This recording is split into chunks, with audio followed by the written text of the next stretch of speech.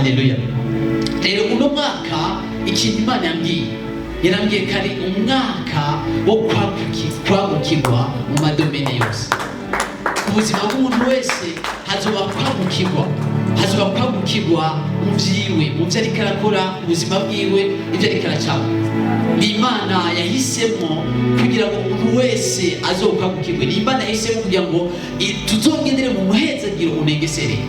Ni gihe cya Imana yabihisemo, ni gihe ni recompense, ni gihe cyo kudushimira, ni gihe Imana yabihisemo. Reka turabire hamwe amajambo y'Imana twisunga ari mu gitabo cya kabiri cy'ingoma, des Chroniques chapitre 4 verset 10. Des Chroniques igitabo cya kabiri cy'ingoma, igitabo cya kabiri cy'ingoma, des Chroniques 4 10.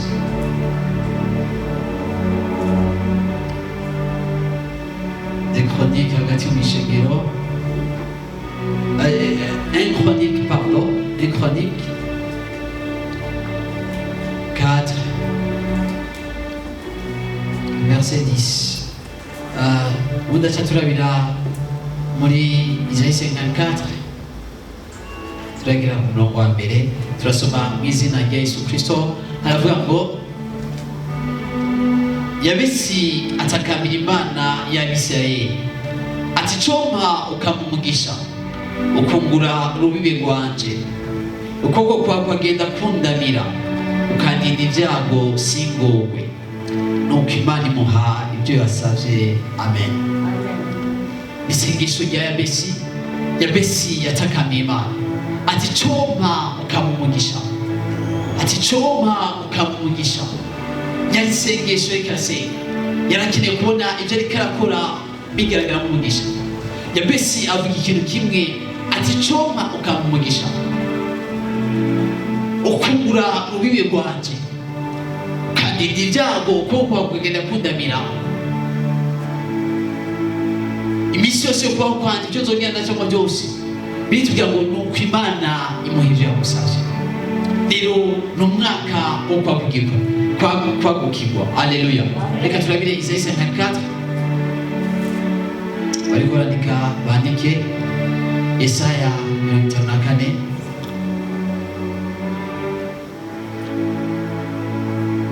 ku murongo wa kabiri. Aravuga ngo Isaïe 54 verset 10, avuga ngo tazanura ikibanza c'ihema ryawe, nibagure amahema yahoba, ntugarukirize hafi wungure imigozi yaryo,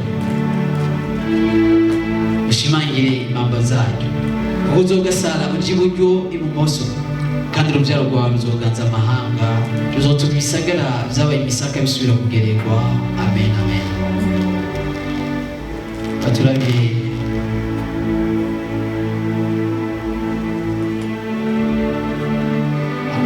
Lévitique 26 verset 9. Abalewi 26 ku murongo w'icenda avuga ngo nzokwama mbashyize ku mutima, mbarondore, mbagwize mumbete isezerano ryanje namwe. Muzorya ibihugu vy'ibitiranye, kandi muzodaha ibitira kugira ngo mubone aho mwimburira ivyeze. Nzoshira ihema ryanje hagati muri mwebwe, kandi sinzokwigira ndabazinukwa. Nzogendera hagati muri mwebwe, mbe Imana yanyu namwe mu bantu banje. Ni jewe Uhoraho Imana yanyu nabakuye mu gihugu ca Egiputa kugira ngo ntimube abagurano babo. Navunye ibiti vy'ingogo vyaboshe kugenda mwemye. Amen, amen. Ndashaka turabire hamwe iri jambo. Ndashaka impamvu zo gutunga umwaka wose, ni jambo ry'ubuzima bwawe, ni jambo rifatanye n'ubuzima bwawe. Ivyo Imana yatubwiye ko uyu mwaka uriko urarangira, yaratubwiye ko ari umwaka wo gukayangana, kandi twaranye gukayangana mu buzima bwacu. Rero uno mwaka Imana yawise ni umwaka wo kwagukirwa.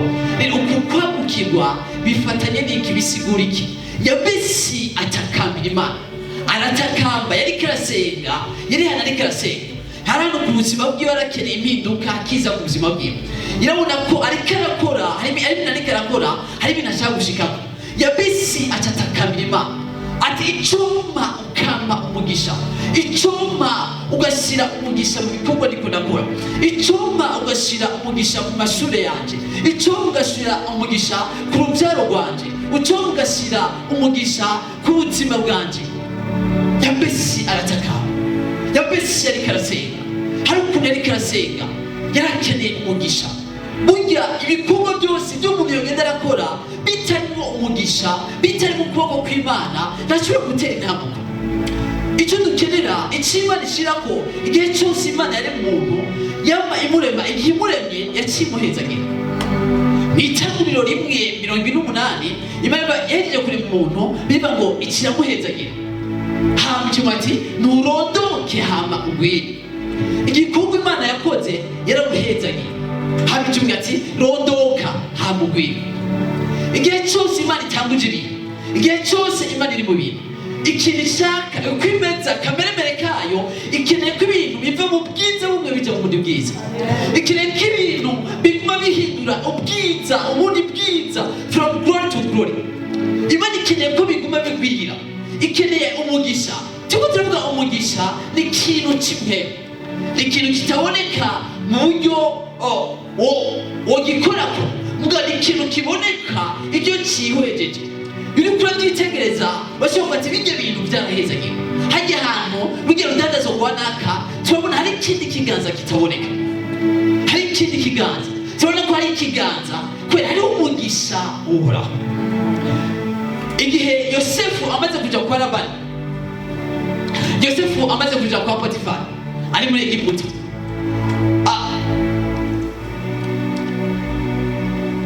umwami Potifari bituga ngo aradetekta, yarabonye kuva Yosefu amaze gushika mu vyiwe, amaze gushika muhiriwe, yabonye ko ibintu byarafashe iyindi shusho.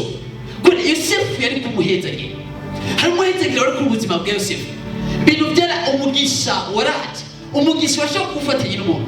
Hari umuntu Imana ishobora kuguha ku buzima bwawe, uwo muntu agacika umugisha, akaba ari umuhezagiro ku buzima bwawe. Birafata ishusho, bivuga ngo arabona, amaso yiwe arabona kugutera imbere kwiwe, ko ibintu byafashe iforoma, byahinduye isura, abona ko Imana agira bihezagira. Aleluya. Umuhezagiro w'uhoraho ni iki? Cyangwa ibikorwa byo waratumenyesha ni iki?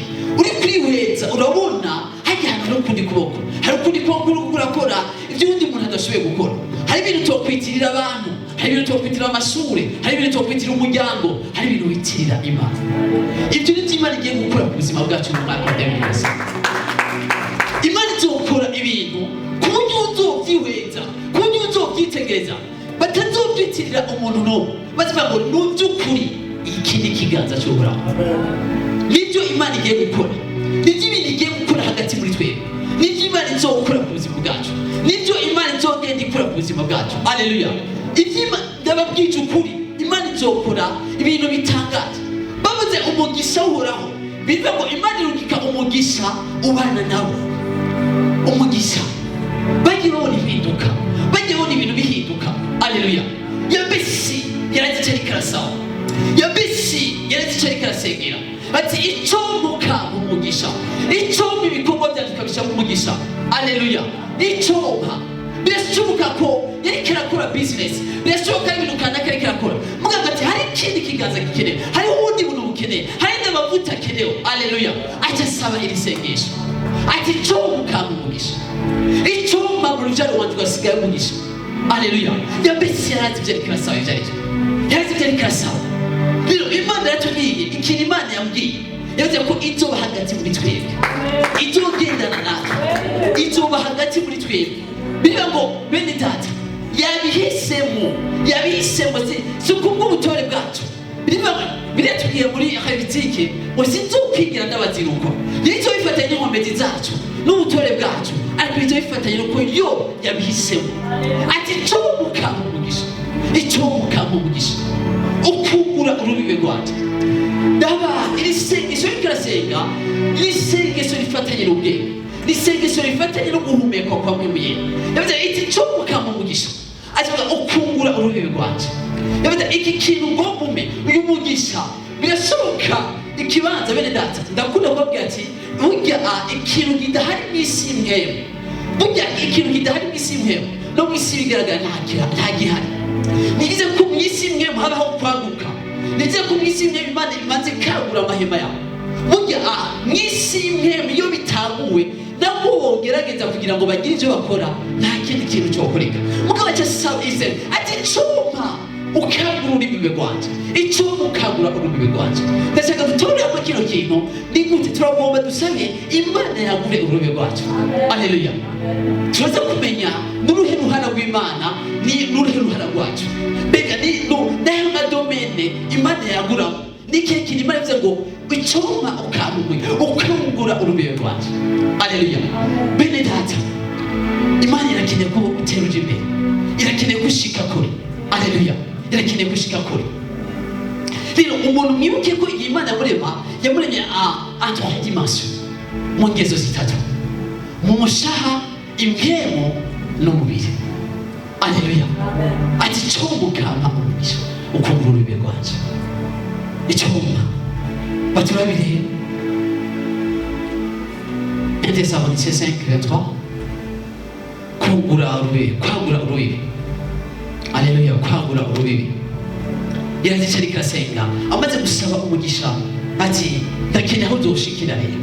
Ni gute rero ndashaka kugira ngo tumenye ni gute kiki Imana igomba ikore ushikira he.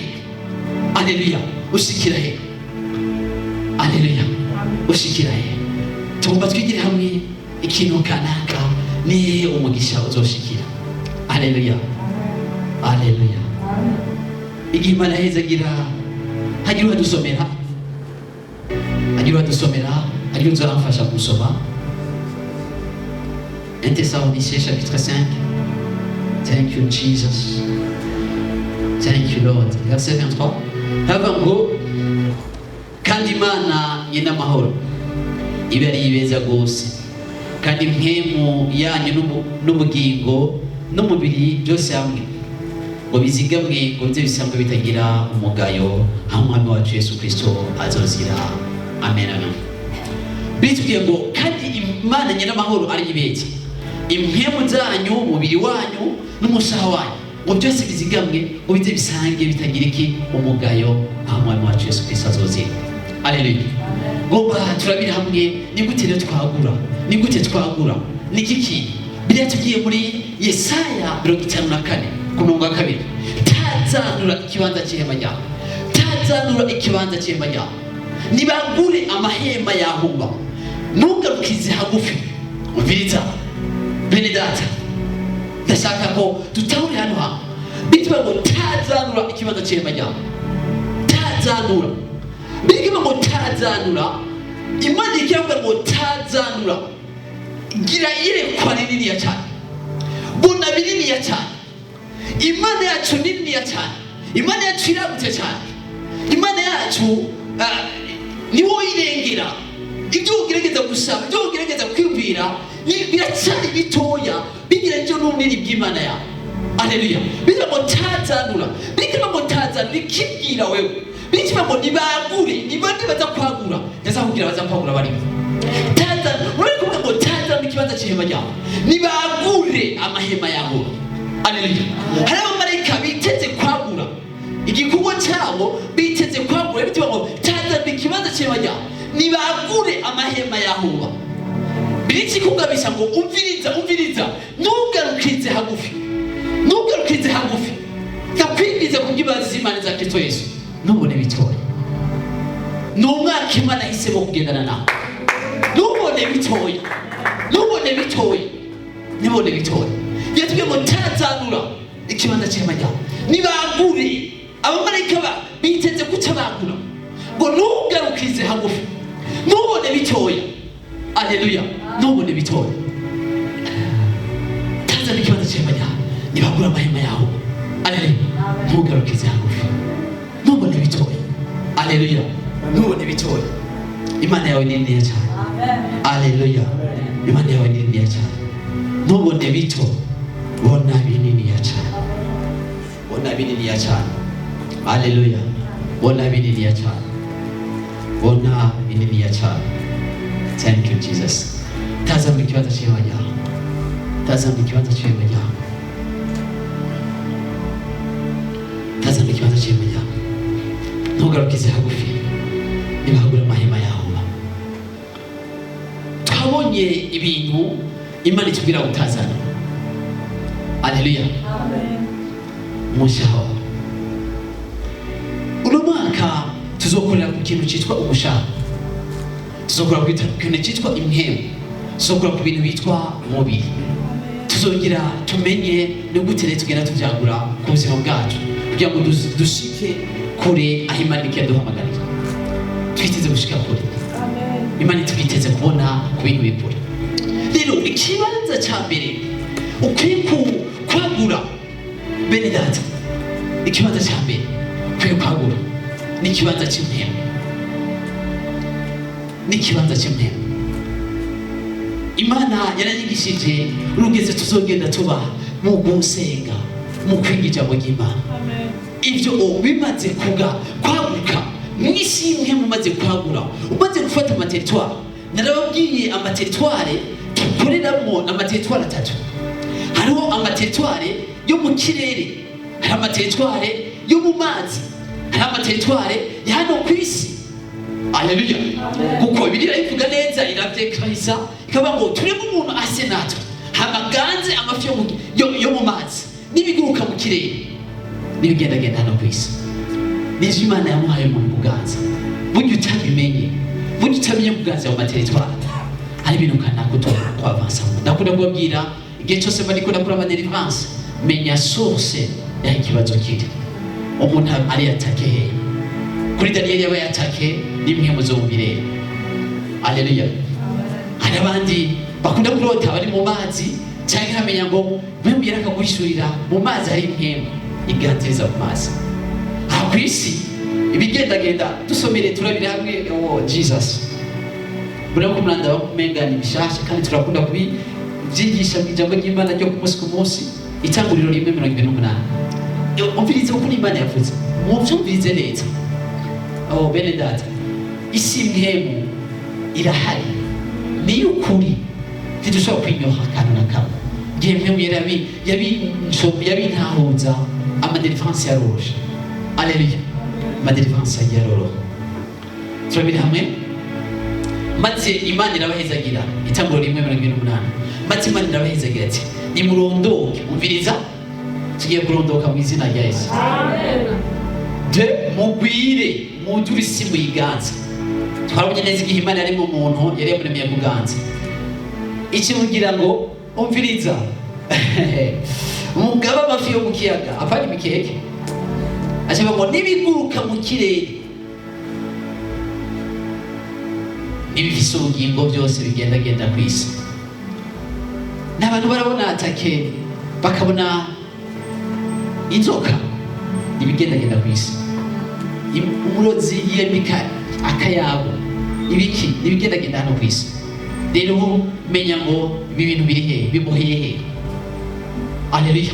Nibigendagenda ku isi. Menya amateritwari niyo tuzogenda tunanziriza, tuzokwiga kuganza, tuzokwiga gutegeka. Haleluya. Tuzomenya amateritwari yose tuyakorera ko dufata uturere. Haleluya. Tuyaganza. Imana yabicumeye. Igihe kimwe yari mu papa ndamuze mwacha mumenye, yarafise ikibanza kiratiro kanaka. Hama nivyo ariko biramarcha. Hama igihe kimwe araza, amaze kuza ambwira ati ndafise ikibanza kiratiro, nta muntu n'umwe akigenderamo, nta muntu n'umwe ndiko nakibonamo. Tuko ndasenga Imana iranyugura amaso, bona yabashwe n'imiyobozi w'amazi senze bica birabadebloke. Aha naca abanyabagenda. Imana yabishoboye no kumenya ahantu tuzomenya amateritwari tunanziza. Numva ko yaciye yangurirwa. Haleluya. Ibangura amahema yaho. Rero ikibanza cya mbere tuzoganzizamo n'amateritwari. Teritwari ya mbere ni tuzoganza mu buryo bw'impemu. Tuteza kwagura mu buryo bw'impemu. Bene data, hari igihe dusenga niba ngo murasenga ntibabwire ko musengana. Ni byiza ko abigishwa baraje kuri Yesu bamubwira ati twigishe gusenga nk'uko Yohana yigishije abigishwa biwe. twigishe gusenga. Baraza kuvuga ati twe kubera iki byansi, akababwira sokre y'ukuntu biri bikorwa. Gusenga birafise amasokre, birafise ukuntu bikorwa. Haleluya. Rero ikibanza cya mbere tuzokwagura ni ikibanza kimwe. Tuzokwagura ikibanza kimwe mu cyane kubigezo bitangaje. Haleluya. Tuzosenga, tuzokwiga ijambo ry'Imana. Imana ihabwa icyubahiro. Bene data, Daniyeli yari premier ministre. Yari umuntu yakurana muri Egypte. Bari abantu bagendera mu mwiza cyane. Mugera yarashoboye kuganza, yarashoboye kuhanya aho hantu. Arate ibyo bagerageza byose birashoboka gutera imbere, uteje imbere. Ndafise abantu bamaze gushika kure bavuga ati no kwoko kw'Imana. Aho ngeze hose ndashima Imana. Nta kantu na kamwe kagashitirizi, nta kantu na kamwe. Haleluya. Bakizera Imana. Imana yo kuduza ukava mu rugezo n'umukaduga mu rundi rugezo. Imana tezo gushika kubera Imana.